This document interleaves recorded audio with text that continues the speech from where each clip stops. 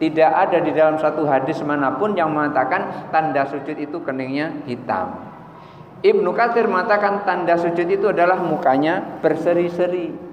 Ada juga di situ dikatakan oleh Ibnu Katsir dalam sebuah riwayat lain, tanda sujud itu adalah pas sholat subuh itu di atas keningnya ini, di keningnya ini masih ada pasirnya, itu tanda-tanda sujud. Bukan hitam keningnya, bukan hitam jidatnya, bukan, tetapi keningnya ini ada pasirnya dan mukanya berseri-seri, pucat tetapi enak dipandang. Itulah tanda sujud, bukan jidat yang hitam, tetapi kalau Rasulullah adalah lututnya yang bengkak. Jadi kalau pengen memiliki tanda sujud seperti Rasulullah, warahmatullahi wabarakatuh. Waalaikumsalam warahmatullahi wabarakatuh. Innal hamdalillah wassalatu wassalamu ala Rasulillah wa ala alihi wa ashabihi wa mawalah, la haula wala quwata illa billah. Rabbi shrah li sadri wa yassir li amri wahlul 'uqdatam min lisani yafqahu qawli. Amma ba'du. Bapak Ibu hadirin jamaah salat Isya, tarawih dan witir yang dirahmati Allah.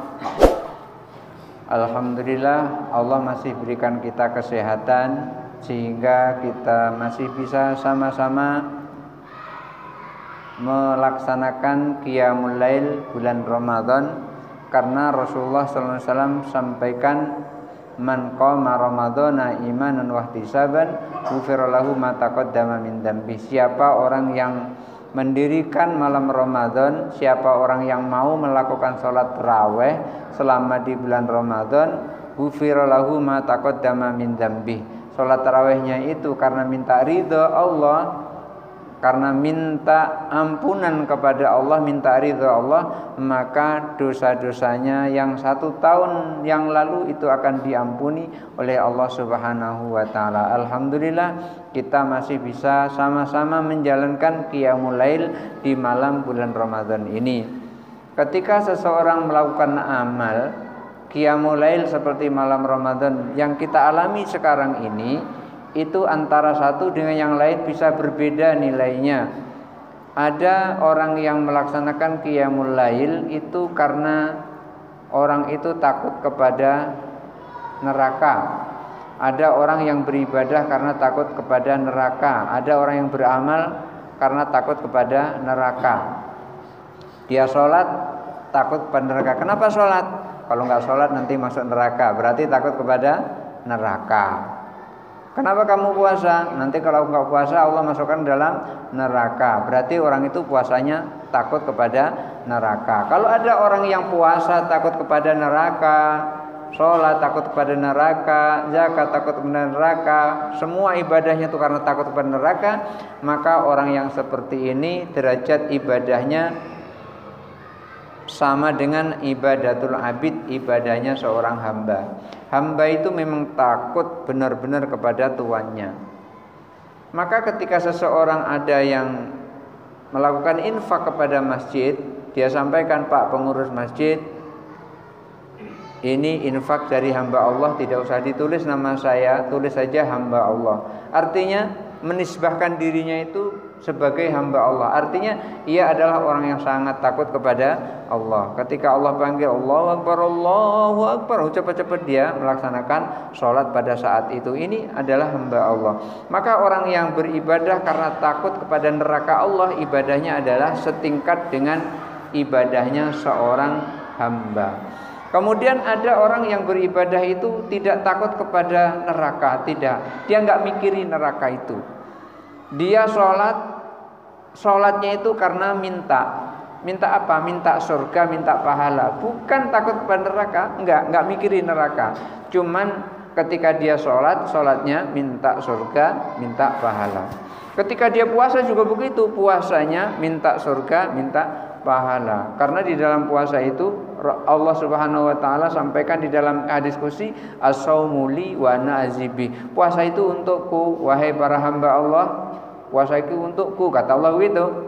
wa nazibi, dan aku yang akan membalasnya. Artinya aku sendiri, kata Allah, yang akan memberikan pahalanya. Maka orang puasanya karena minta pahala kepada Allah, minta surga, minta pahala. Enggak ada gunanya pahala dan dia tidak akan bisa dapat pahala kalau tidak dapat surga. Oleh karena itu dia puasa minta surga, minta pahala. Pertanyaannya, apa boleh kita puasa, sholat, haji, zakat, minta surga, minta pahala? Boleh.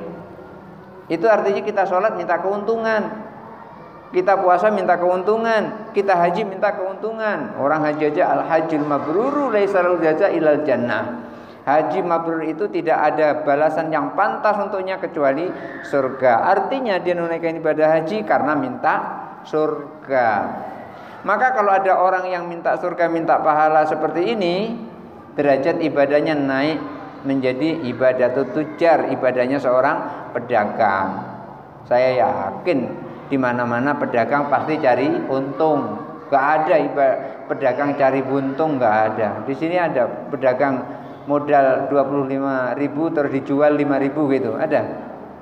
Ada di sini pedagang yang seperti itu. Modalnya 25.000 kemudian dijual 1.000. Nggak ada pedagang seperti itu. Karena apa? Nggak ada keuntungan baginya. Lain halnya dengan niat lain. Niatnya bukan untuk berdagang, niatnya adalah untuk sedekah. Itu berbeda. Umpamanya seminggu sekali dia jualan nasi uduk. Jualan nasi uduk ini satu bungkusnya 5.000. Kemudian pada hari Jumat kemudian dijual yang 5.000 tadi, satu bungkusnya bukan 5.000 tapi 500 rupiah. Umpamanya begitu. Berarti niatnya bukan untuk berdagang, itu niatnya adalah untuk sedekah. Karena rumus perdagangan itu, rumus pedagang itu dengan modal sekecil-kecilnya dan untung sebesar-besarnya. Saya yakin bapak-bapak mau modalnya 5.000 terus kemudian dijual laris, orang butuhkan, harganya berapa yang 5.000 tadi menjadi satu itu 500.000. Saya yakin banyak yang mau yang seperti itu. Modal 5.000 kemudian orang berebut itu, dijual 500.000 itu berebut, saya yakin. Karena apa? Itu memang hukum dagang seperti itu. Modal sekecil-kecilnya kemudian untung sebesar-besarnya. Apa boleh kita sholat untuk mencari keuntungan seperti itu?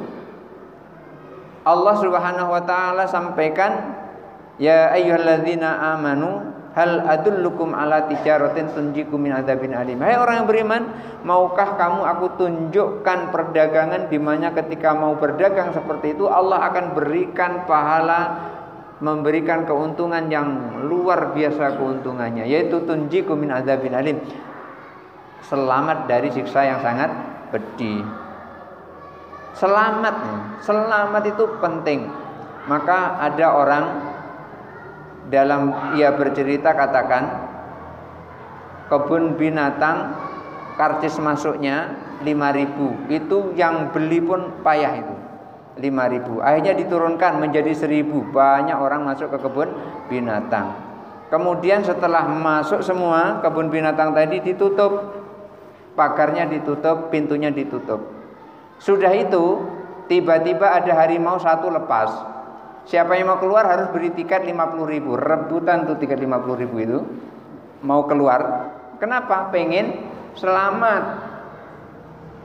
1.000 itu mikir belinya, begitu 50.000 rebutan orang pengen beli tiket tadi. Kenapa? Karena di balik 50.000 itu ada keselamatan, pengen selamat. Kalau nggak cepat dapat tiket, ya udah diterkam oleh harimau itu tadi. Ada yang bercerita seperti itu. Maka yang paling berharga itu adalah selamat. Maka Allah tawarkan perdagangan di mana untungnya adalah sebuah keselamatan dari api neraka. Oleh karena itu kita boleh ketika kita sholat, ketika kita puasa, kita cari keuntungan. Pada saat kita sholat, kita berdoa, ya Allah, murahkanlah rezekiku. Ketika aku berdagang, banyakkanlah pelangganku.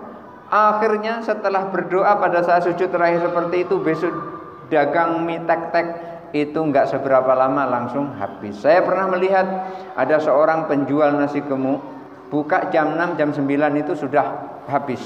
Padahal nasi gemuknya itu bukan nasi gemuk murah, nasi gemuk mahal. Karena apa? Rasanya enak. Apa dah enak? Kuahnya itu dari kare dan kemudian ditambahi daging dari kare itu. Memang betul-betul enak. Saya pun juga merasakan ketika makan sekali itu ketagihan. Dan yang beli itu banyak orang-orang Cina. Saya melihat tuh, jangan sesekali beli nasi gemuknya Pak Masdar itu kalau sudah lebih dari jam 9, tidak akan dapat. Karena apa? Memang betul nasinya enak. Dan di samping itu di dalamnya ada doa. Ketika ada doa itu tadi Allah berikan keuntungan dari sholat. Di dalam sholat itu kita berdoa kepada Allah, minta apapun keperluan kita. Karena kita semua ini bukan pedagang semua. Kan kita yang di sini nggak pedagang semua kan? Ada yang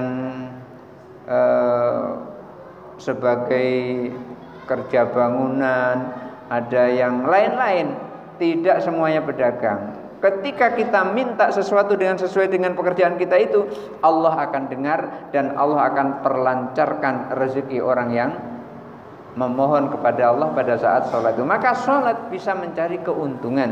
Puasa juga begitu. Doanya orang berpuasa, apalagi ketika pas sedang berbuka, ketika kita minta kepada Allah, Allah akan ijabah doa itu. Pas lagi maghrib, Allahu Akbar, Allahu Akbar, kita baca Allahumma laka sumtu wa bika amantu wa ala zikaftartu bi rahmatika ya arhamar rahimin. Minum truk kolak, kemudian terus berdoa minta apa yang kita minta kepada Allah, Allah akan ijabah itu. Kemudian ada orang yang ketika beribadah itu bukan takut kepada neraka, tidak, minta surga, minta pahala juga tidak. Ini hebatnya yang ketiga ini. Apa yang diminta? Yang punya surga dan yang punya pahala. Ini yang lebih hebat seperti itu. Kalau bapak-bapak, ibu-ibu pengen makan nasi terus beli nasi, ya hari itu habis. Lalu bagaimana sekali beli untuk seterusnya? Beli yang jual nasi. Kalau dibeli yang jual nasi itu lama itu. Jadi setiap hari bisa makan nasi dari warung nasi itu. Saya pernah melihat ada seorang namanya Pak Sainun. Dia itu beli penjual nasi untuk anaknya. Untuk anaknya. Dan sampai sekarang warung nasinya itu bukan main besarnya. Kenapa? Karena selama Ramadan dia tutup untuk beribadah sepenuhnya. Sudahlah, duitnya banyak, soleh, itu yang diharapkan oleh orang tua terhadap anaknya. Dia belinya berapa? Waktu itu 15 juta. Karena kan biasanya kalau di Padang itu laki-laki dibeli kan gitu ya biasanya. Jadi istilahnya seperti itu, nggak tahu apa yang sebenarnya di balik itu. Tapi yang jelas dengan mahar 15 juta itu tadi, anaknya akhirnya hidup bersama. Dan ketika dia pengen makan nasi, tidak usah beli, tinggal bilang, nak bapak mau makan, ambilkan nasi. Mau apa? Mau lauk ayam goreng ada, mau lauk dendeng petoko ada, lengkap semuanya. Itu cerdas yang seperti ini. Orang yang ketiga ini, dia sholat, dia puasa, dia zakat, itu tidak takut neraka, tidak minta surga, tidak minta pahala, tapi mencari yang punya surga dan yang punya pahala.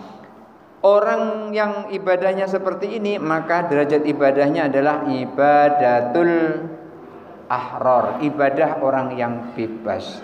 Dan ini telah dicontohkan oleh Rasulullah SAW ketika Rasulullah itu sholat sampai lututnya bengkak, sakit lututnya. Karena banyaknya rukuk dan sujud, lutut Rasulullah itu bengkak. Sampai Sayyidah Aisyah menyampaikan kepada Rasulullah, punya usul, atatakalafu hadza ya Rasulullah, sedemikiankah engkau membebani dirimu wahai Rasulullah sampai lututmu bengkak seperti itu?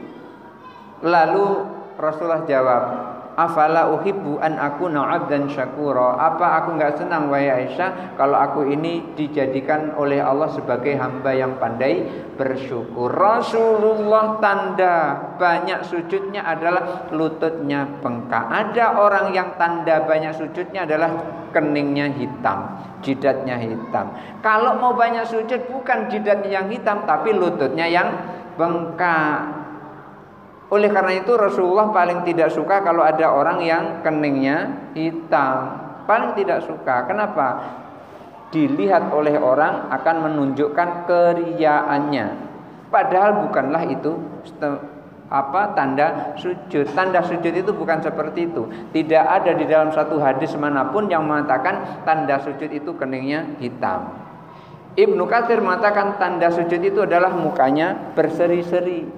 Ada juga di situ dikatakan oleh Ibnu Katsir dalam sebuah riwayat lain, tanda sujud itu adalah pas sholat subuh itu di atas keningnya ini, di keningnya ini masih ada pasirnya. Itu tanda-tanda sujud. Bukan hitam keningnya, bukan hitam jidatnya, bukan. Tetapi keningnya ini ada pasirnya dan mukanya berseri-seri, pucat tetapi enak dipandang. Itulah tanda sujud, bukan jidat yang hitam, tetapi kalau Rasulullah adalah lututnya yang bengkak. Jadi kalau pengen memiliki tanda sujud seperti Rasulullah, lututnya yang dibengkakkan. Kenapa kalau lututnya bengkak? Saat itu masjid tidak halus seperti ini, tidak ada karpet. Lalu apa alasnya? Alasnya adalah pasir dan kerikil. Jadi kalau pengen punya tanda sujud seperti Rasulullah, di rumah ada tempat sujud isinya pasir dan kerikil. Itu kalau mengikuti Rasulullah seperti itu, nanti akan bengkak lututnya itu. Kalau sholat sampai 20 rakaat seperti ini malam-malam, yakinlah selama 1 bulan itu lututnya bengkak-bengkak semua itu. Tapi benar-benar sujudnya, tidak sujud setengah diangkat. Oleh karena itu ketika kita sujud, supaya kening kita ini tidak hitam, kita disuruh meletakkan telapak tangan di sejajar dengan pundak. Maka separuh diangkat, kan untuk tumpuan ini. Jangan sampai ketika sujud menumpukan seluruh berat badan itu pada kening. Itu makanya kita disuruh ketika kita sujud dengan menapakkan telapak tangan sejajar dengan pundak. Bukan di atasnya, bukan di bawahnya, tetapi sejajar dengan pundak pas sujud. Coba Bapak Ibu perhatikan pas sujud, kan sejajar dengan pundak ini. Enggak ada yang di depan begini, enggak ada. Jelek sujudnya kalau di depan begitu. Kayak orang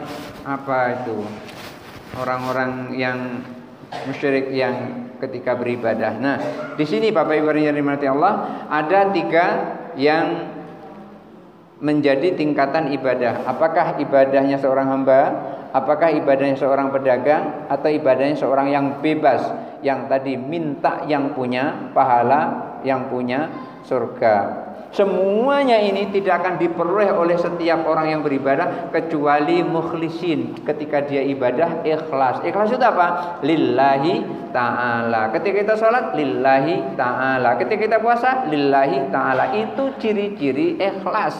Ikhlas itu adalah lillahi ta'ala, ibadahnya karena Allah ta'ala. Mudah-mudahan di antara 3 ini ada yang nyangkut pada kita. Sekurang-kurangnya ibadatul abid, syukur-syukur naik ibadatul tujar, dan alhamdulillah kalau bisa naik kepada ibadatul ahrar. Hadanallahu wa iyyakum ajmain, wallahu muwaffiq ila aqwamit thoriq. Wassalamualaikum warahmatullahi wabarakatuh.